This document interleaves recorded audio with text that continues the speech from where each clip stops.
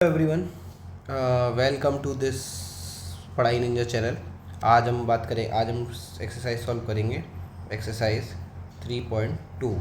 तो ये सॉल्व करने से पहले मैं थोड़ा सा आपको बेसिक बता दूं कि इस चैप्टर में इसमें 3.2 में क्या कह रहा है। बेसिकली इसमें बात कर रहे हैं शून्य की, बात कर रहे हैं कैसे क्या हुआ।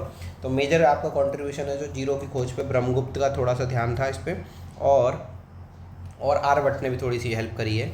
और ये थोड़ा सा आप पढ़ना शून्य सिद्धांत। अच्छा, ये क्या था, कई साल पहले बुद्धिस्ट लिटरेचर में भी ये शून्यता मिलती है। शून्यता बुद्धिस्ट के अकॉर्डिंग था एम्प्टीनेस, नथिंगनेस, कि मतलब कुछ नहीं है, शून्य। जब आपको जैसे शून्य मतलब कुछ भी नहीं, तो जैसे पहले अगर जीरो नहीं होता होगा, जैसे आज मेरे पास 4 बनाना है और कल मेरे पास एक भी नहीं है, तो मैं ये जीरो नहीं कहूँगा, क्योंकि जीरो नहीं था तो मैं कहता था एक भी नहीं है बनाना।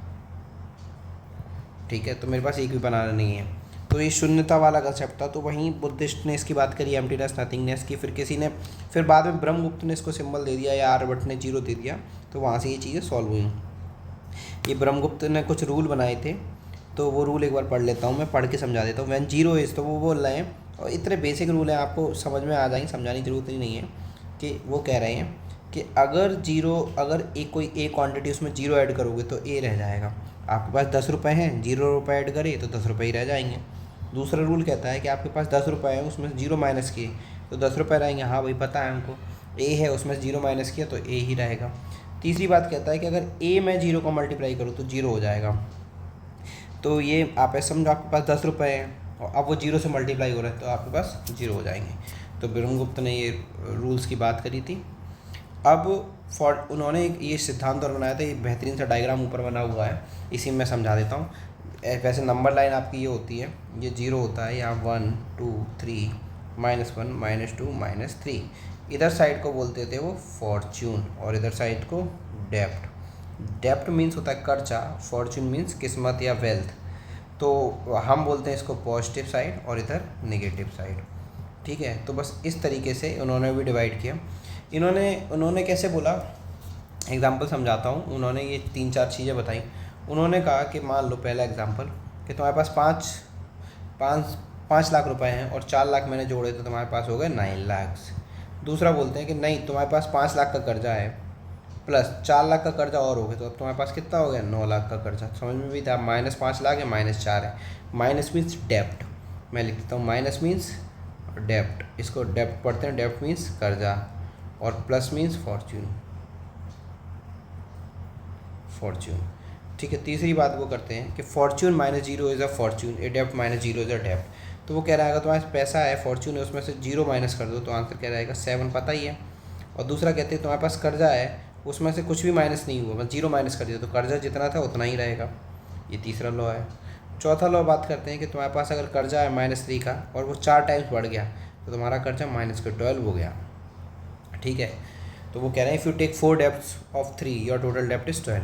और 5 लास्ट कह रहे हैं द प्रोडक्ट ऑफ 2 डेप्ट्स, मतलब 2 डेप्ट्स मतलब 3 लाख का कर्जा, और मान लो फिर 4 लाख, 3 लाख का कर्जा 4 बार ले लिया तुमने। ठीक है, और थोड़ा सा ही मुश्किल है, पर आप तो ऐसे समझो माइनस का मल्टीप्लाई माइनस में करते तो प्लस हो जाता है। ये कंफ्यूज नहीं हो जाओगे, मैं दोबारा लिख देता हूँ। तो वो कह रहे हैं -3 इंटू -4, तो ये प्लस का 12 हो जाता है। माइनस का आप ये याद रखो, -1 मल्टीप्लाइड बाई -1 बराबर 1। ये इस तरीके से ये चारों लॉ ऊपर बताए गए हैं। वैसे मैं आपको शॉर्ट में बता देता हूँ मल्टीप्लाई में क्या रूल होता है। माइनस माइनस का मल्टीप्लाई बनता है प्लस, प्लस माइनस का मल्टीप्लाई माइनस, माइनस प्लस का मल्टीप्लाई माइनस, और आपको पता ही होगा प्लस प्लस का मल्टीप्लाई प्लस। तो ये चीज़ आप याद रखना है, प्लस का मल्टीप्लाई प्लस के साथ करेंगे प्लस बनेगा, माइनस का माइनस के साथ तब भी प्लस बनता है। बाकी कोई भी एक माइनस है तो आंसर माइनस में आएगा। ठीक है, अब इसी चीज़ पे सेट 3.2 के 4 क्वेश्चन है जो धुआंधार पारी के साथ अगले 10 मिनट में ये क्वेश्चन सॉल्व करते हैं। क्वेश्चन फर्स्ट क्या कहता है, कहता है temperature in high altitude desert of Ladakh is recorded at 4 degree Noon by midnight of 40 minute. देखो टेम्परेचर लद्दाख में कितना है, टेम्परेचर इन लद्दाख में टेम्परेचर बेटा कितना है, 4 डिग्री है Celsius. It drops by 15 degree. Current temperature कितना होगा, तो 4 माइनस 15। अभी मैं समझा दूंगा। 4 डिग्री था, 15 नीचे गिर गया है, तो 4 में से 15 नीचे यानी 4 माइनस 15। मतलब तुम ऐसे मानो तुम पे 4 लाख रुपए हैं और 15 लाख का कर्जा हो गया, तो तुम क्या करोगे? 4 माइनस 15 तो माइनस 11 लाख का कर्जा रहेगा, तो यही हो जाएगा माइनस के 11। तो 11 डिग्री सेल्सियस हो गया। बाकी दूसरा नंबर लाइन से जिनको समझना है तो उसको ऐसे समझ सकते हो कि अभी 0 1 2 3 4 -1 -2 -3 -4 -5 -6 1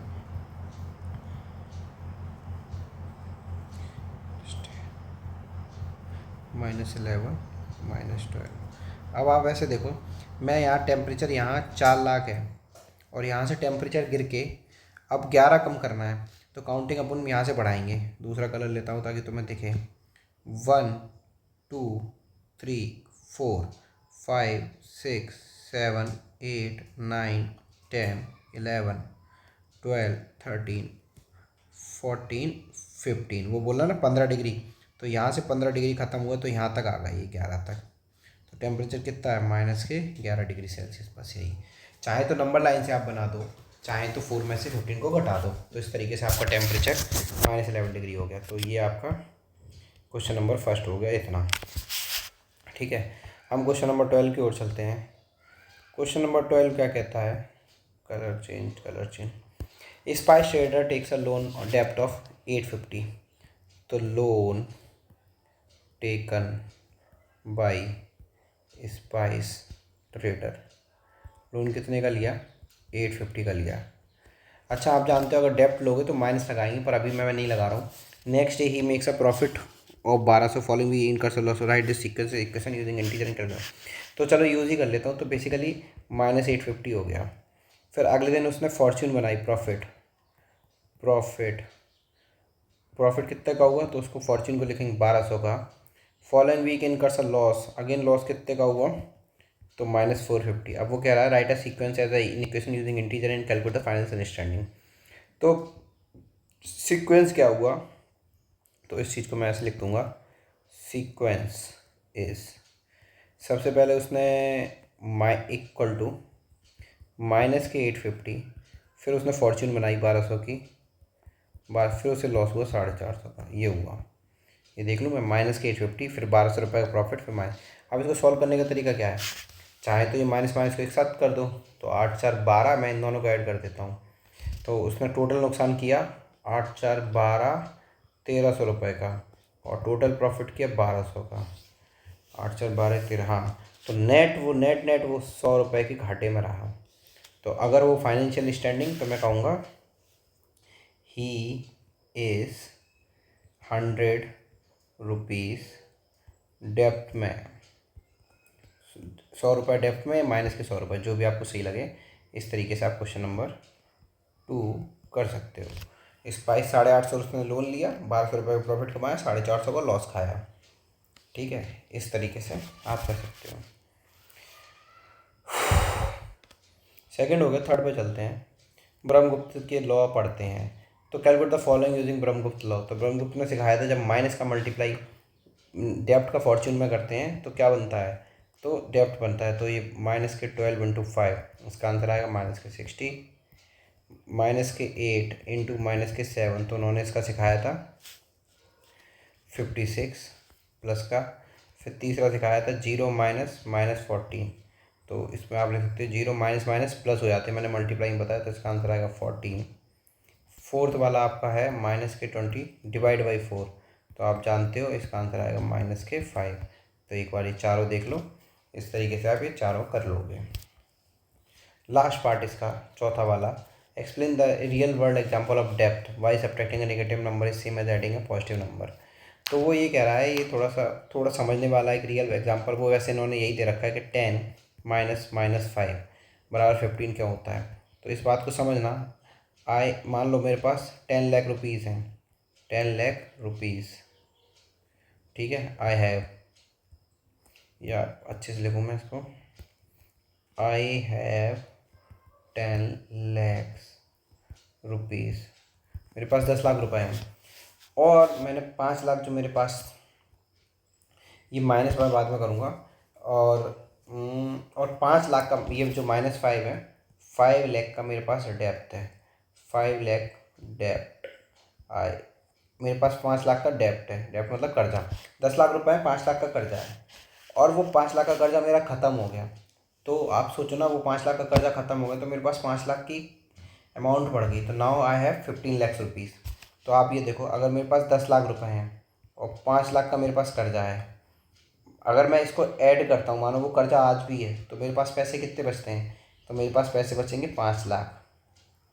पर मेरे पास 10 लाख रुपए हैं और मैंने वो कर्जा माइनस कर दिया, अपने जीवन से हटा दिया वो 5 लाख का कर्जा। तो वो 5 लाख का कर्जा हटा दिया तो सोचो वो 5 लाख एक्स्ट्रा आ गए ना मेरे पास, तो मेरे पास आज 15 लाख रुपए हो गए। बस इसी एग्जाम्पल को समझाने की कोशिश कर रहा है कि आपके पास 10 लाख रुपीज़ हैं और 5 लाख रुपए जो आपके पास कर्जे के थे अब वो नहीं है, तो आप प्लस पॉइंट में आ गए ना।